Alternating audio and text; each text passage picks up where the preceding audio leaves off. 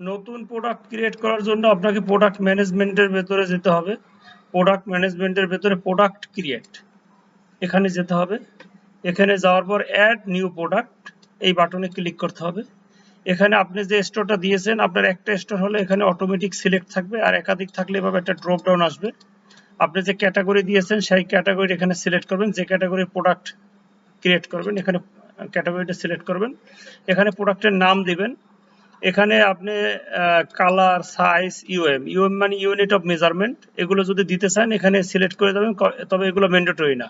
তবে ম্যান্ডেটরি যেটা আছে লাল কালার যেটা আছে এগুলো সব ম্যান্ডেটরি। এখানে কস্ট প্রাইসটা দিতে হবে, আর এখানে সেল প্রাইসটা দিতে হবে।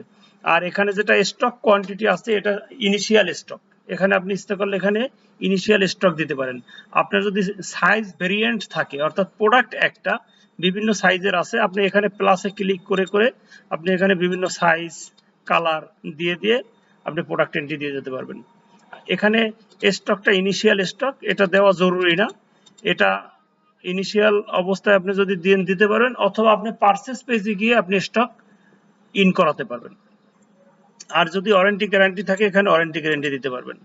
আরও এখানে অনেক কিছু আছে যেটা আসলে অ্যাডভান্স লেভেলের, এটা সবার জন্য দরকার নেই।